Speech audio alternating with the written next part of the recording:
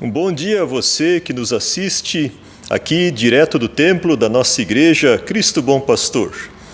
Hoje é domingo de Pentecostes e eu gostaria de saudá-lo nesse domingo com o lema da semana do livro de Atos, capítulo 1, verso 8, onde Jesus Cristo diz: "Quando o Espírito Santo descer sobre vocês, vocês receberão poder e sereis minhas testemunhas, tanto em Jerusalém como em toda a Judéia e Samaria e até nos confins da terra." Essa palavra de Jesus nos diz que nós, para sermos testemunhas cristãs, precisamos do poder do Espírito Santo. É o Espírito Santo quem nos capacita para podermos testemunhar de Cristo.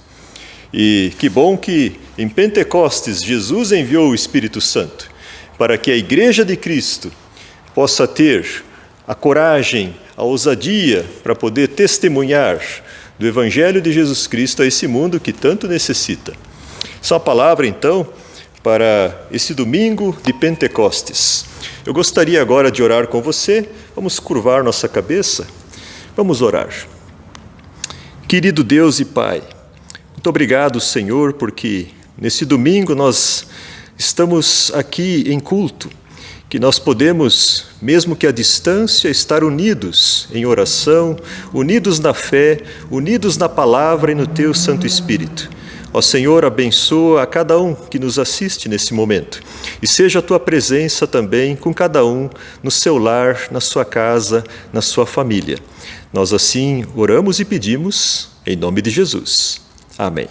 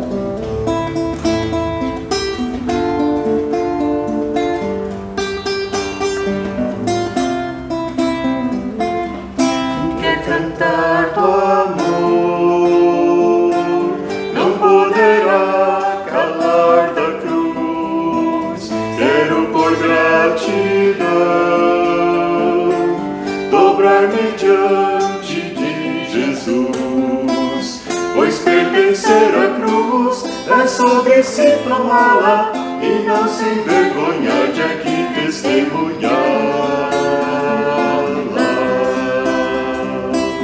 Quem quer cantar do amor não poderá calar da cruz. Jesus morreu por mim e agora eu lhe pertenço, sim. E mesmo que o mundo por isso me despreze, eu falo de Jesus e que seu fardo é leve. Quem quer falar do amor não poderá calar da cruz. Seguindo os passos seus, eu testemunho o amor de Deus. Que o meu falar e a vida em harmonia estejam, e todos o amor da minha vida vejam.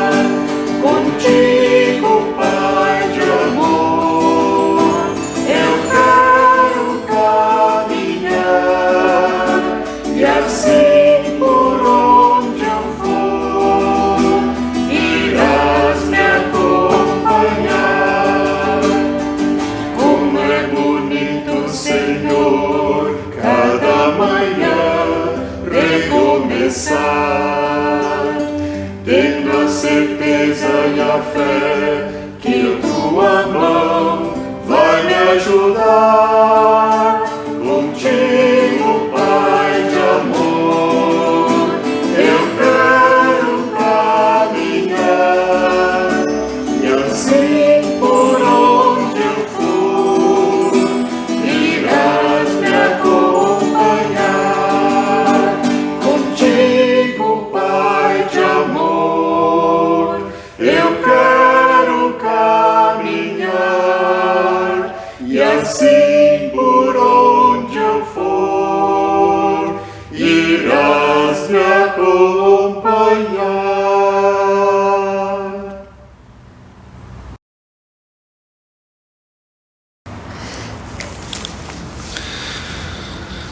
Saudações a você que nos ouve, a graça e a paz do Senhor sejam contigo. Hoje é domingo, é um dia de descanso, é um dia também de culto ao Senhor, o nosso Deus. E embora nesse momento nós ainda não pudemos celebrar de forma presencial no templo devido às restrições por causa da pandemia, mas isso não nos impede de poder realizar um culto online e usar os meios de comunicação digital e as redes sociais. Que bom que nós dispomos desses meios digitais para poder, hoje em dia, transmitir o culto e pregar o Evangelho. Eu não imaginei que iria um dia viver para ver o dia em que os templos cristãos estariam fechados aos domingos, sem outra maneira de transmitir o Evangelho, senão pela internet. Mas, pelo menos, pela internet, nós ainda temos a liberdade de transmitir o Evangelho. Eu soube que na China, no governo comunista do Xi Jinping, além de estarem monitorando pela internet, o governo também está vigiando cada vez mais as igrejas cristãs, usando a tecnologia biométrica. Na China, as igrejas registradas precisam deixar instalar câmeras com tecnologia de reconhecimento facial. Os cristãos estão sendo vigiados. O Big Brother, o grande irmão, está observando as pessoas. A pandemia do coronavírus serviu de pretexto para o governo chinês instalar câmeras até mesmo dentro das residências de cidadãos na China. Em 2020, também o governo indiano pretende introduzir um sistema nacional de reconhecimento facial para vigiar as pessoas.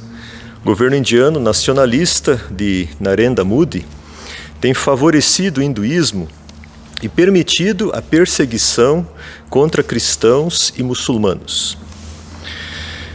O mundo está mudando. A liberdade que nós ainda temos para divulgar o Evangelho talvez não será mais assim no futuro. Eu escutei numa entrevista na internet, na qual alguém perguntou se já estamos vivendo no tempo do Apocalipse.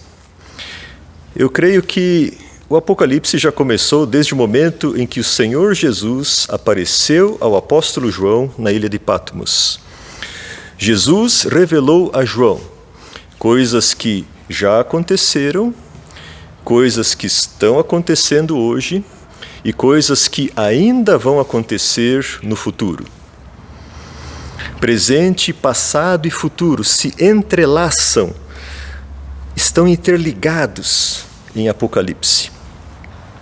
João mesmo não compreendeu muitas coisas daquilo que ele viu, mas ele procurou descrever da forma como ele viu e ouviu do Senhor Jesus.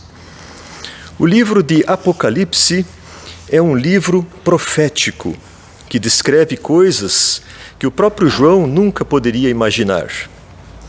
A primeira parte do livro de Apocalipse são as cartas às 7 igrejas, que representam as 7 igrejas cristãs como um todo na era cristã.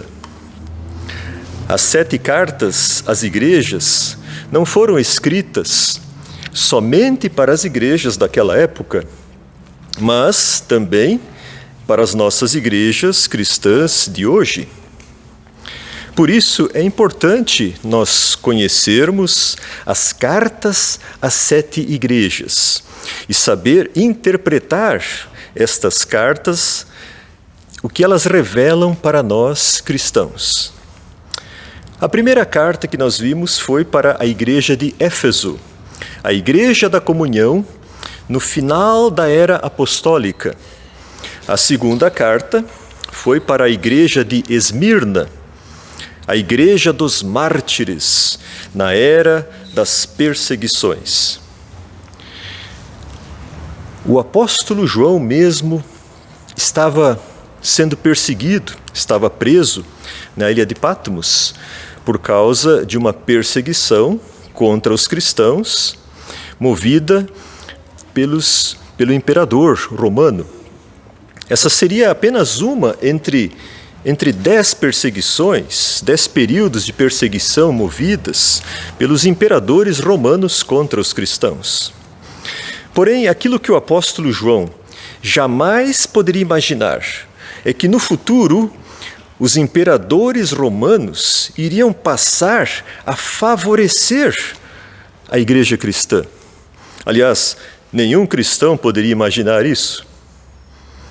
Na semana passada, nós falamos a respeito da carta à igreja de Esmirna, a igreja perseguida, que passou por tribulação, prisão, sofrimento e morte.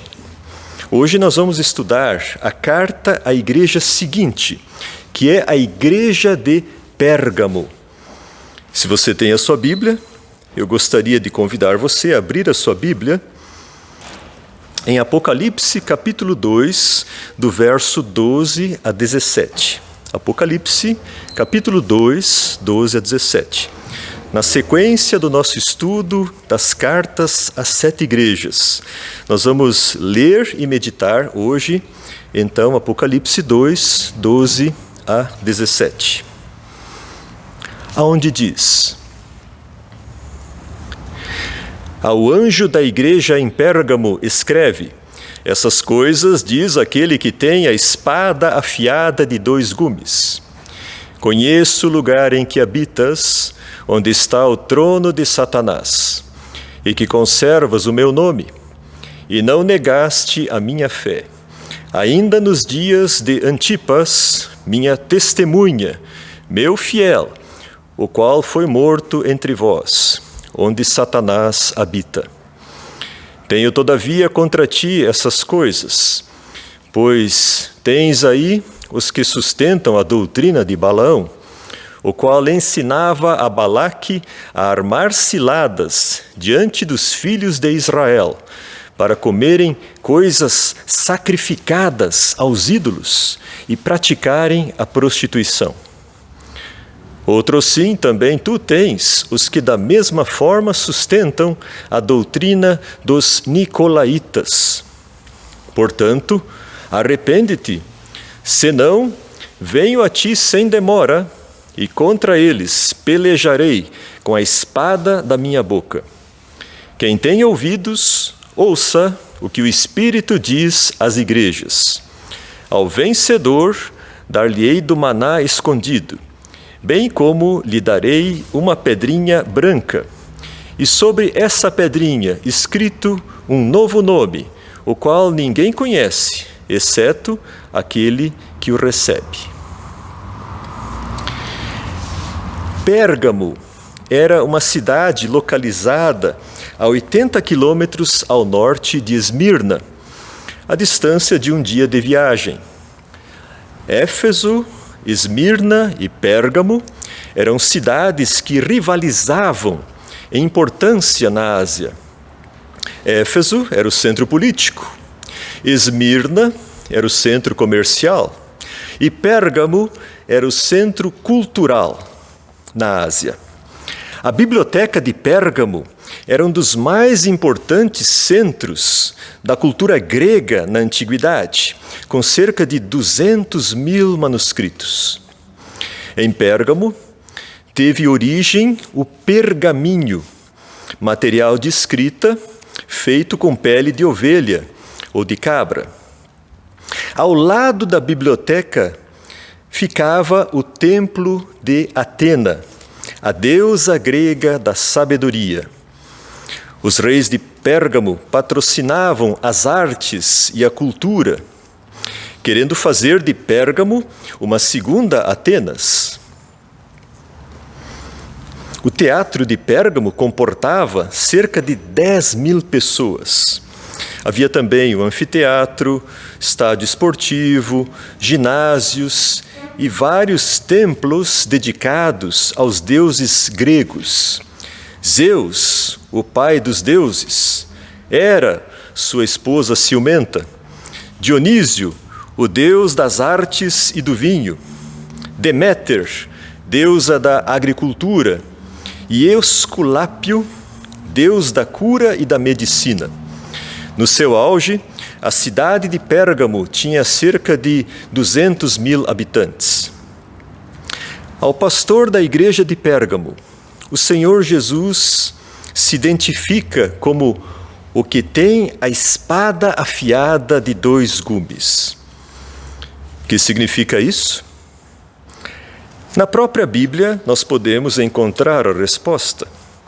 Em Efésios, capítulo 6, verso 17, diz que a espada espiritual é a palavra de Deus. A espada de 2 gumes, que corta dos 2 lados, significa que a palavra de Deus tem 2 lados afiados e cortantes: a lei e o Evangelho. A Bíblia não nos diz como o Evangelho chegou até Pérgamo, mas nós podemos supor que o Evangelho foi divulgado ali através de cristãos vindos de Esmirna ou de Éfeso, se formando então uma nova igreja. Jesus diz que essa igreja cristã habita onde está o trono de Satanás. Os estudiosos têm tentado interpretar o que isso significa. Alguns sugerem que isso seja uma referência ao altar de Zeus, o principal deus grego. Pérgamo era um centro do paganismo, sendo o altar de Zeus um grandioso monumento dedicado a esse deus pagão. Para os cristãos, o paganismo era o domínio de Satanás. Outros estudiosos relacionam o trono de Satanás com o templo de Esculápio, o deus da cura, que era representado por uma serpente. No templo de Esculápio, as serpentes eram adoradas. Muitas pessoas vinham a Pérgamo buscar cura de suas doenças, desse deus serpente. Na Bíblia, a serpente representa Satanás. Uma terceira linha de interpretação relaciona o trono de Satanás com o culto ao imperador. No período romano, Pérgamo foi a primeira cidade grega na Ásia a adotar o culto ao imperador romano. Desde César Augusto, quando o imperador falecia, se fosse considerado digno pelo Senado romano, por decreto legal, o falecido podia ser divinizado. Chamavam isso de cerimônia da apoteose. A partir disso, se tornava um dever cívico para com o Estado todos os cidadãos prestarem culto ao imperador falecido, considerado agora um ser divino. O imperador Domiciano foi quem mais tentou promover esse culto imperial. Mas, diferente de outros imperadores, Domiciano não quis esperar até a morte para ser adorado como Deus, mas ele exigiu adoração pessoal ainda em vida, em sinal de lealdade ao Império Romano. Nunca antes dele um imperador exigiu tal coisa. Esse tipo de culto idólatra, porém, foi rejeitado pelos cristãos. Os cristãos não adoravam deuses pagãos, nem pessoas vivas ou mortas. Os cristãos adoravam somente Jesus Cristo como seu único Senhor e Deus. Por causa disso, o imperador Domiciano moveu uma dura perseguição contra os cristãos. O que você faria se você fosse obrigado a prestar culto ao homem mais poderoso da terra? Se em caso de se negar, você fosse ameaçado de prisão ou morte, o que você faria? As autoridades romanas queriam obrigar os cristãos a queimar incenso diante da estátua do imperador Domiciano e renegar a sua fé em Cristo. Segundo uma tradição cristã, nessa época foi martirizado Antipas, o primeiro bispo de Pérgamo, ordenado pelo apóstolo João. Antipas foi considerado uma fiel testemunha de Jesus Cristo, pois ele rejeitou aquele culto idólatra e se manteve firme na fé cristã até a sua morte. O Senhor Jesus elogia a igreja de Pérgamo por ter se mantido firme na fé, assim como Antipas, apesar das perseguições sofridas. A igreja de Pérgamo foi perseverante na fé, passou por tribulações, mas a igreja sobreviveu. Porém, embora a igreja de Pérgamo tenha sobrevivido aos perigos e ameaças exteriores, havia outros perigos interiores, internos, inimigos internos que o Senhor Jesus previne à igreja. Os perigos internos para a igreja de Pérgamo estavam relacionados às falsas doutrinas. O Senhor Jesus alerta a igreja contra a doutrina de Balaão e contra a doutrina dos nicolaítas. O que seria a doutrina de Balaão? E o que ensinavam os nicolaítas? A Bíblia nos diz, em Números, capítulos 22 a 25, que Balaque era rei dos Moabitas, e ele temia o povo de Deus, e chamou Balaão, o profeta, para amaldiçoar Israel. Mas Deus disse a Balaão que Israel era povo abençoado. Então, as moabitas convidaram os filhos de Israel para suas festas religiosas, e o povo se prostituiu com deuses pagãos. Conforme Números, capítulo 31, verso 16, isso foi conselho de Balaão, como forma astuciosa de induzir o povo de Deus à idolatria e à prostituição. A doutrina de Balaão era: se você não pode vencê-los, então una-se a eles, traga-os para o seu lado, ofereça vantagens, religião, diversão, festas, sexo, poder, corrompa-os. Eram ciladas ardilosas, conselho de Balaão, que o rei Balaque usou para corromper o povo de Deus. Em Pérgamo, os sacerdotes pagãos tentaram feitiços, maldições e encantamentos contra os cristãos sem nenhum efeito. Os ídolos e demônios a quem eles serviam não tinham poder nenhum sobre a igreja de Cristo. Porque o povo de Cristo era povo abençoado e protegido pelo verdadeiro Deus. O diabo não pode tocar um filho de Deus, a menos que ele dê espaço para o diabo e se afaste da proteção de Deus. A ovelha que se afasta do rebanho não está mais sob a proteção do pastor. O cristão deve ter cuidado para não se deixar levar pelas coisas do mundo que Satanás oferece, querendo atraí-lo para o pecado. Na igreja de Pérgamo havia membros que diziam que era vantajoso para os cristãos se unirem aos pagãos, para ter aceitação e prestígio na sociedade. Os cristãos podiam participar nas festas dos pagãos, mostrando serem civilizados, cultos e tolerantes com outras crenças, pois todas as religiões eram boas. Os cristãos não deviam ser antiquados.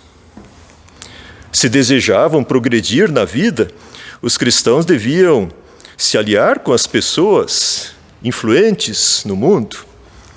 Assim, a chamada doutrina de Balaão nada mais era do que a tentativa de corromper a igreja de Cristo, atraindo os cristãos para as coisas do mundo e os afastando do seu Deus que os abençoava e protegia.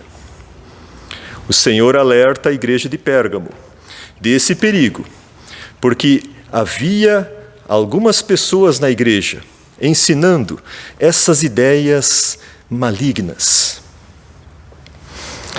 Na igreja de Pérgamo havia também um grupo chamado de nicolaítas, que sustentavam doutrinas perigosas. Na igreja de Éfeso, eles foram rejeitados, mas na igreja de Pérgamo foram aceitos e conseguiram fazer adeptos. O líder desse grupo se chamava de Nicolau. Esse nome grego significa conquistador ou dominador do povo. Os nicolaítas eram os dominadores do povo. A doutrina dos nicolaítas, segundo os estudiosos, estaria ligada com o gnosticismo. Era uma filosofia que considerava o mundo material, o corpo, como mal, e a alma, a razão, como boa. E esse dualismo entre o bem e o mal, nesse dualismo, o caminho da salvação estaria no conhecimento secreto, que eles chamavam gnose. Essas pessoas tinham um comportamento estranho. Alguns eram ascetas, se isolavam das pessoas, tudo para eles era pecaminoso. Outros eram imorais, dados a festanças, bebedeiras, sexo livre, tudo era permitido para eles. Esse comportamento imoral era doutrina dos nicolaítas. O Senhor Jesus admoesta a igreja de Pérgamo sobre essas doutrinas perniciosas, porque essas ideias iriam corromper a igreja com práticas do paganismo. A igreja de Pérgamo estava no lugar onde Satanás habita, onde fica o trono de Satanás. O trono indica o centro do poder, onde se assenta o rei ou imperador. Pérgamo era o centro do culto ao imperador na Ásia. As palavras do Senhor Jesus para a igreja de Pérgamo são proféticas. Estavam avisando de um futuro perigo, de os cristãos serem atraídos pelas coisas do mundo que Satanás oferece. Assim como o rei Balaque tentou corromper os filhos de Israel, os cristãos poderiam, no futuro, se deixar corromper pelos poderosos do mundo. Satanás percebeu que não podia destruir os cristãos, não podia destruir a igreja com violência e ódio e perseguição. Então ele mudou de estratégia. Se não podia destruir a igreja de Cristo, a nova estratégia seria unir-se à igreja. Foi o que aconteceu na igreja a partir da ascensão do imperador Constantino. Nós podemos dizer que Constantino foi um marco divisor na história da igreja, antes e depois dele. Antes de Constantino, a igreja era perseguida no Império Romano. Os cristãos sofriam maus tratos, prisão, confisco de bens, exílio e morte. Mas, depois de Constantino, a igreja cristã passou a ter o apoio e a proteção no Império Romano. Os favores e os benefícios do imperador. Constantino influenciou a história da igreja como poucos conseguiram fazer até hoje. Quem era Constantino? Constantino nasceu na atual Sérvia, uma província do Império Romano, no ano 272 depois de Cristo. O seu pai foi um general romano chamado Constâncio Cloro, e a sua mãe era uma cristã grega chamada Helena. Da influência do pai, militar e pagão, Constantino seguiu a carreira no exército romano, aprendendo a arte da guerra, do comando e do poder. Da influência da mãe, cristã grega, Constantino recebeu boa educação na língua e cultura grega e nos valores da religião cristã.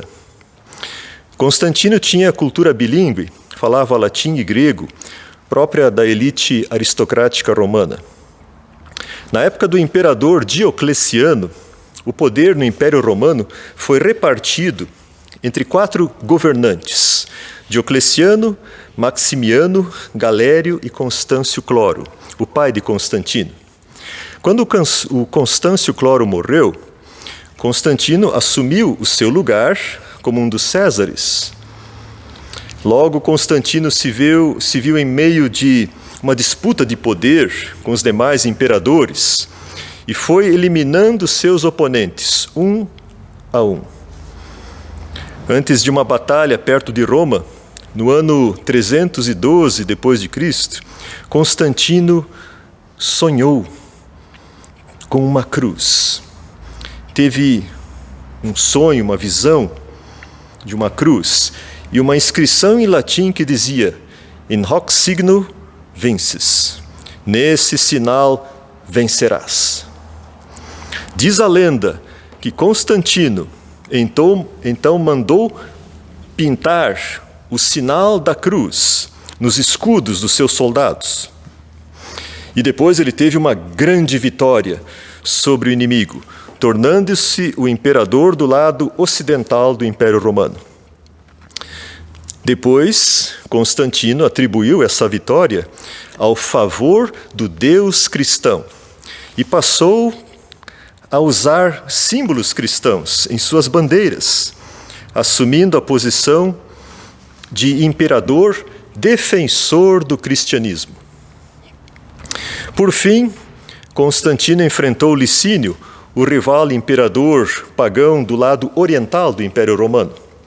Em uma série de batalhas, Constantino venceu Licínio, e assim, no ano 324 d.C., Constantino se tornou o único senhor em todo o Império Romano. Sabe o que ele fez no ano seguinte? No ano seguinte, o imperador Constantino convocou o Concílio de Nicéia, que reuniu cerca de 300 bispos das igrejas cristãs para deliberar sobre assuntos que dividiam os cristãos. Os custos foram pagos pelo Estado e o próprio imperador abriu a Assembleia. Não é notável que, quase 300 anos depois que Jesus foi crucificado pelos romanos, o cristianismo se espalhou pelo Império Romano até finalmente triunfar como a religião favorecida pelo imperador Constantino. Em 330 d.C., ele criou uma nova capital para o império, que chamou de Nova Roma, uma cidade cristã com grandes basílicas, como a dos Santos Apóstolos e a Basílica de Santa Sofia.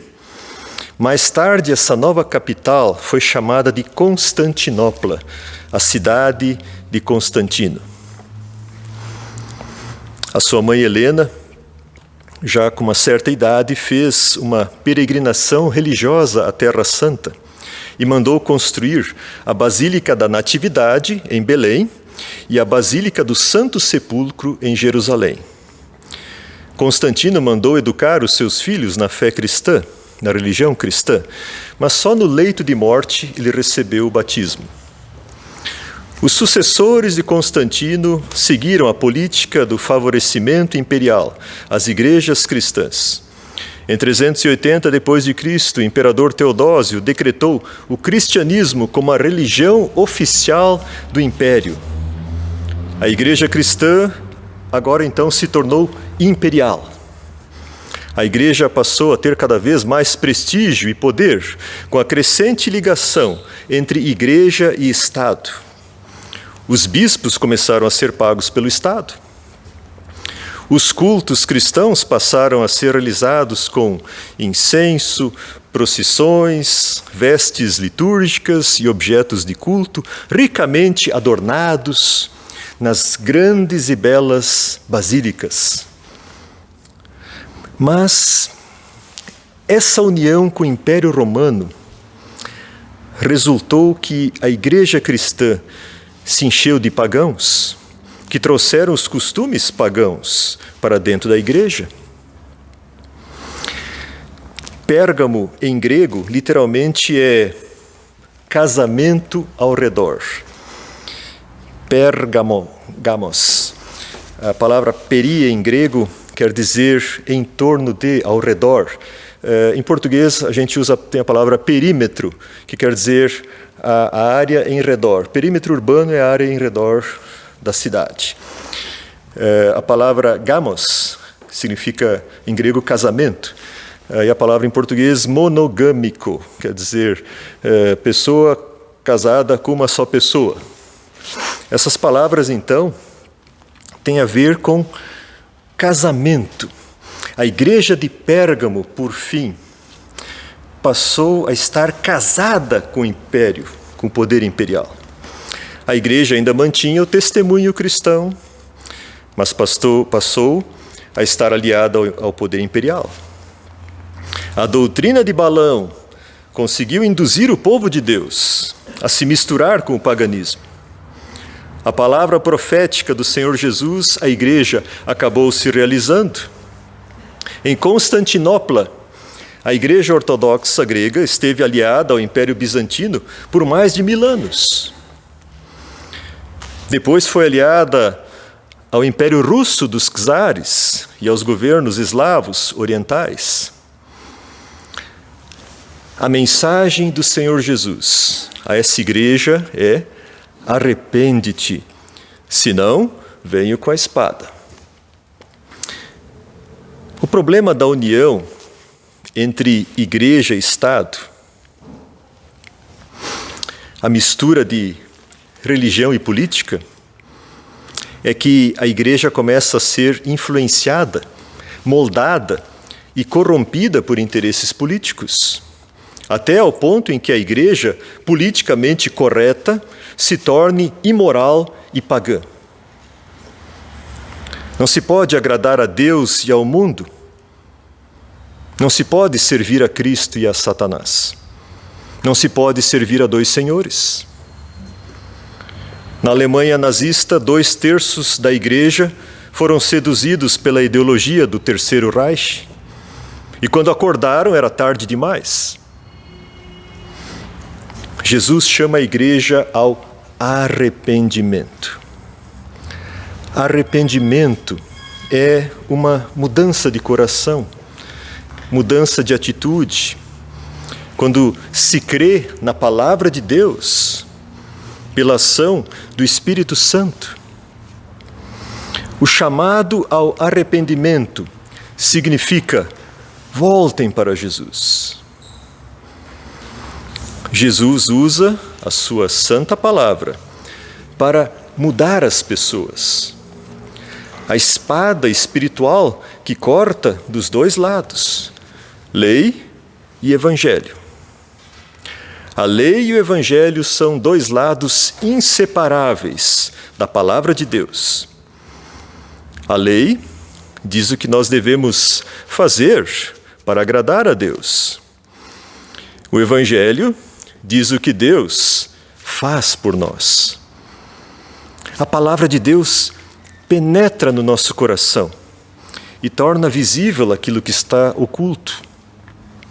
A lei de Deus nos revela os pecados que levam à condenação e à morte, mas o Evangelho de Cristo nos revela o perdão e a graça que levam à redenção da vida. Com a sua palavra, Jesus luta contra as falsas doutrinas, mas também consola e fortalece os verdadeiros crentes. Jesus disse que o vencedor receberá o maná escondido e uma pedrinha branca. Segundo Hebreus, capítulo 9, verso 4, no templo de Jerusalém, dentro da arca da aliança, junto às tábuas da lei, era guardado o maná, em lembrança do sustento que Deus providenciou a Israel no deserto. O maná nos lembra que Deus guarda e sustenta os seus filhos. A pedrinha branca era um prêmio, como medalha, dada aos vencedores nos Jogos Olímpicos, com o seu nome escrito. Meus caros irmãos, Nós não podemos agradar a Deus e ao mundo. Não devemos misturar religião e política. Não devemos nos deixar corromper pelas coisas do mundo, nem por dinheiro, sexo, poder. Você não pode servir a Cristo e a Satanás. Precisa tomar uma decisão a quem servir. Você já tomou a sua decisão pessoal? Para o verdadeiro cristão, há um só Senhor, uma só fé, um só Deus, um só batismo. Amém.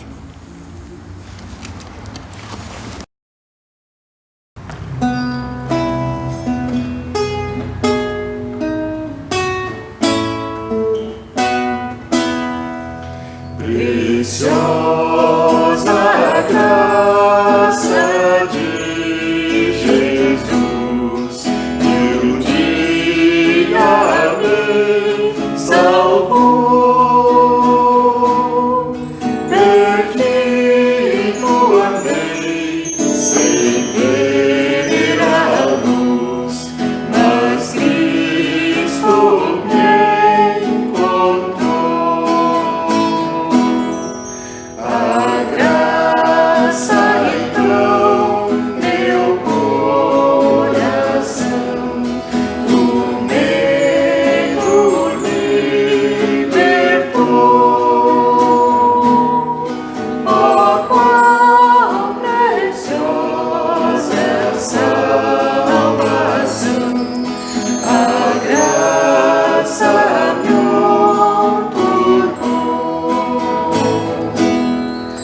promessas deu-me o Salvador, e nele eu posso crer. É meu refúgio e proteção em todo o meu viver.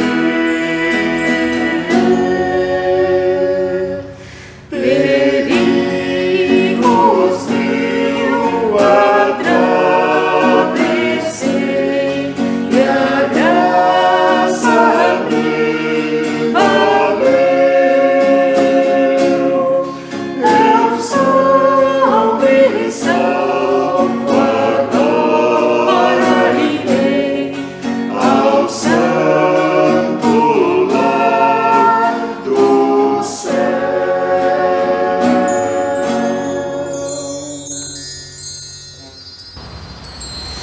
Gostaria de convidar você agora a nós orarmos juntos a oração do Senhor. Pai nosso que estás no céu, santificado seja o teu nome. Venha o teu reino. Seja feita a tua vontade, assim na terra como no céu.